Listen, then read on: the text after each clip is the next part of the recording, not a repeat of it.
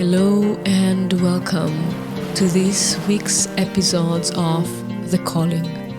Follow your spirit all the way in. I'm your host, Homaya.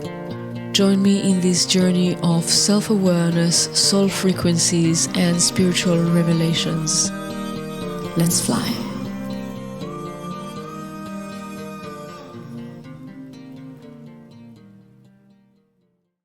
Hello, my beauties. I'm happy to be here with you again.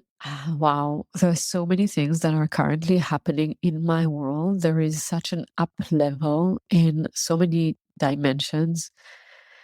It's quite incredible when we decide that we are leading ourselves and we put ourselves through the fire and we really deal with the inner judgment that we might feel, the fears, the doubts, or whatever we project upon others, and we cross it.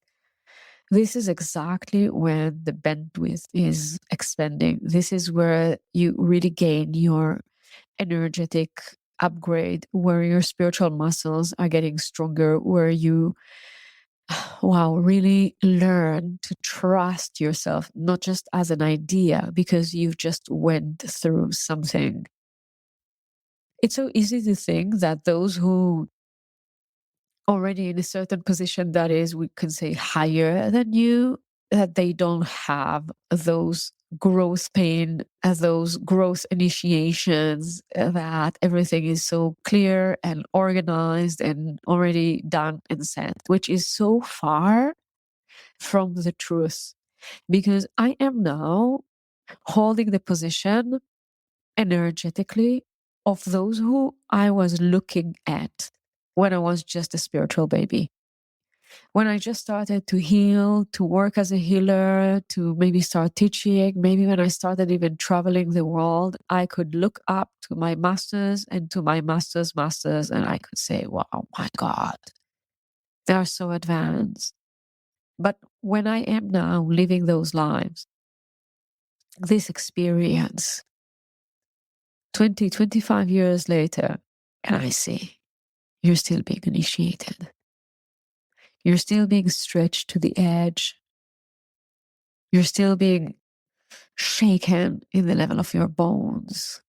You're just processing things differently. This is what is happening. And if it is happening to me now, I can only expect that more to come. More there is to come, years along the way. What is changing is how you go through the fire.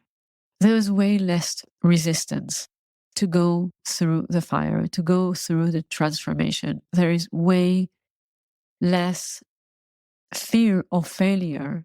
Actually, the definition of failure and success, of going through it or failing, completely dissolve.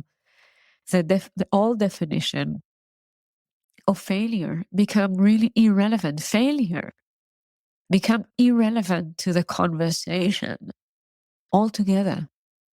The most important thing is, can now I allow God presence to pass through me even more? Can I surrender even more to my light? Can I surrender even more to what is passing through me and feel as the most vivid, the most alive, the most radiant, the most potent, the most high? Can I surrender to it? And it is a constant surrendering. It doesn't mean that there are no challenges. But with every challenge, you're getting more refined. And as you are walking through the challenge, the way that the challenge is walking through you, and you can recognize that this is a blessing. It just feels challenging because it's a stretch, but it's a blessing. It is coming for me now. More you are setting yourself in that place, instead of breaking down, you are moving into refinement. Instead of feeling that you are filled up with fear, you're being filled up with contemplation of how am I making it better? What is it? Why is it here? how it is serving me. How can I approach it the way that it approached me? Because I am far from being the victim who is being initiated on her spiritual path. I am now in co-creation with God, with creation itself, no matter what. I'm showing up for it. One of the things that moved me in my life, because I started as a healer, as a hands-on healer, one of the things that really moved me is the exploration of what healing is. What is healing? And I've went through many definitions as I evolved. And I've changed what healing is and how I practice it. So people currently might be looking at me and might not even say that I'm a healer or that I'm practicing healing. But in my inner perception, as healing is being, I am now seeing it everywhere. Life is healing. Life is ascension. Ascension is clarifying whatever is false, whatever is a lie, whatever doesn't hold the truth, clarifying it, releasing it, letting go of it, and becoming really much more in the frequency of the mightiness. So healing became really an art. It is an art. It was an art. But it became a very intimate creation happening inside out. I had to figure out within me how sublime can it get? How effortless can it get? How divine can it get? A few days ago, my child wasn't feeling so good and he had some ache and he asked me to put my hands on him, which is something that we're doing since he was a baby. He's now 10 years old. And it was such a beautiful moment because I put my hands on him and I said to him, you know, it's quite interesting because until now, I was giving healing all my life, but now lately, it's like you're the only one who's still receiving healing from me. And he said, well, Mom, I'm not sure that this is the truth because there's all the people who are receiving the breath of God from you. And I said, yes. Yes. I just don't see it anymore as healing. So although it is happening within a ceremony, although it is happening with full intention, although it is happening as the highest extraction of what healing means for me currently, even at that time, at that experience, I don't see it as healing. I see it as the most natural thing to do. So for those who are new to my world, or for those who just stumble upon this conversation now, hey, welcome. And I want to share with you what is the breath of God and why it is connected to healing mastery and mastery in general. The breath of God is actually a passed down healing modality that was passed down from master to students in unbreakable lineage that is rooted in the Mayan culture through shamans and great healers. And the way that the breath of God is performed is in a ceremony, no additional substances, sacred space, sacred presence, sacred state of mind, if it all exists, and a breath, an intentional breath as the original intentional breath, as an extension of the pulsation of the Most High, of the sacred, from your auric field to the auric field of the receiver. one breath, one time, one location, in body, in life. This is so simple, right? Words, one breath, one time, to one location, in body and in life, in a sacred space. You might hear that and you wouldn't get what it means. Your mind cannot even grasp. If you haven't experienced that, if you haven't been in the room, you would understand those words as far as you can understand. And almost you might even just wouldn't get it or just underestimate it. But what is happening to the receiver is a beautiful, outstanding, completely out of the ordinary breath is being activated within the receiver. The receiver is letting go, is moving into a surrendering mode.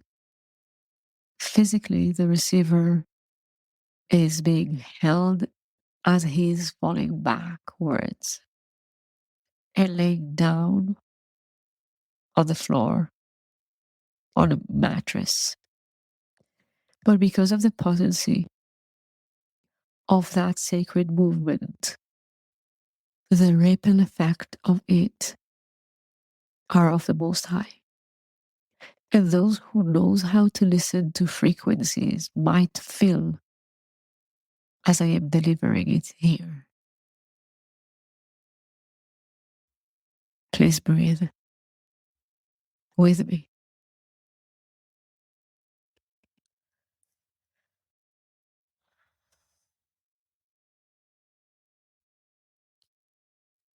The breath start moving in the system, and everything that is not aligned with that specific breath is rising to the surface to transform. The body might move, it might shake, it might vomit, it might move into tears and move into laughter. It might move to all of those and more every 10 minutes. And it might be in a complete silence and serenity. All types of what we might name for the conversation reactions can come, all. And alternating, crying, laughing, crying, laughing, crying, laughing, shaking, relaxing, crying again. Everything can happen. And it is meaningful, and at the same time, it's meaningless. Really, no meaning. Because it is the body serving the spirit. The body is serving God as it was meant to, as it was designed to. The body is serving God's self. The body is allowing a masterful quantum shift.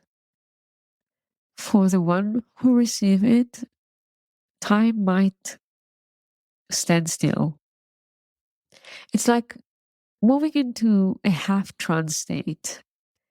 You are in some way aware that you're laying down on the floor, on a mattress. You're aware maybe of the room, maybe of some things that are happening in the room, and at the same time you're being taken, and you cannot really see and feel what you can do with it, because what you see, the visions, the downloads, the voices, the experience, the emotional roller coaster, the physical sensation, all of that are as high as the external world, which unfortunately, most of us are not living our life like that. There's no time, no space for living life like that. So we dim the internal book of guidance that we have. But at that moment of healing, this book, this information, the importance of that specific chapter is rising up, and you can see. And you get guidance, you get clarity, you get alignment and adjustment and healing on a cellular level. Healing of your heart, healing of your mental, like it's so incredibly beautiful. So incredibly beautiful. And I also feel from years of doing it that the ripple effect of that moment, which can be 5 minutes, 10 minutes, half an hour, is the time does not exist, stays for the rest of your life. They unfold and unfold and unfold. Like the biggest and hardest and most intense and most beautiful is at the moment of receiving. But then more is coming and more is coming. And it is unfolding. The intensity is way less. You don't feel it as you felt it. You can still, live your life, but you will feel it. You will feel that holy presence way more than what you felt. You always still have your free will. You can keep on resisting if this is what is important for you. But if you know that you're showing up for your highest life, then you will see and feel that it will become impossible to surrender more to this graceful presence, my master. And I stopped counting how many. I would definitely, it's beyond 50 and even more. From all the modalities that I mastered, this is the one that I engage with the most. This is the one that matches my frequencies now. This is the one that feels as something that can carry my truth and support my growth as the one who gives and the one who leads with it. At a certain moment in my life as the one who's offering healing and working with energies, I felt it is time to purify it. We're living in a world where now frequencies are being generated by machines. My job as a healer, as leading healers, is not to generate frequencies.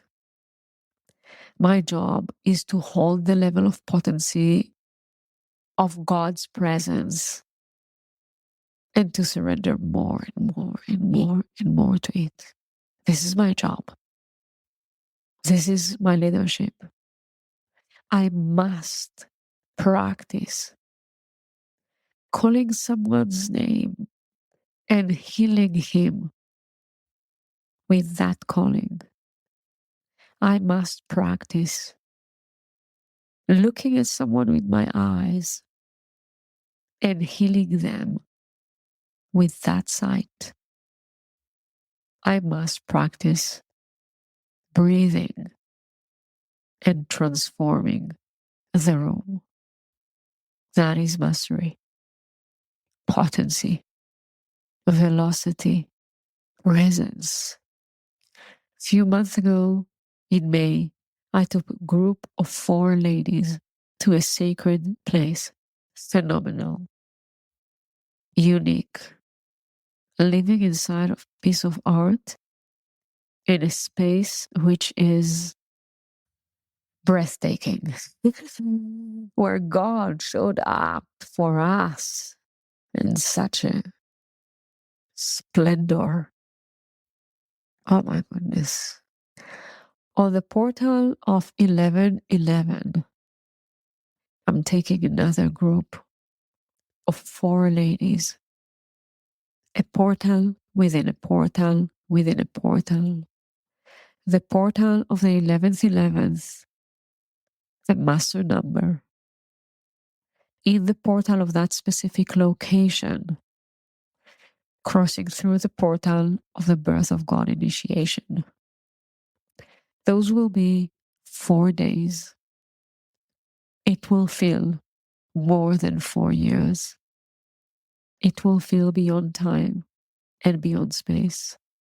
This is initiation to next level awareness, to an upgraded identity, to become the woman who is breathing and giving the breath of God and transforming the room and someone's life in her presence with the utmost awareness. In those 4 days, there will be remarkable experiences that will open your heart and your psyche and upgrade your aura in ways that cannot be described in words. However, I strongly believe that the frequency is very clear.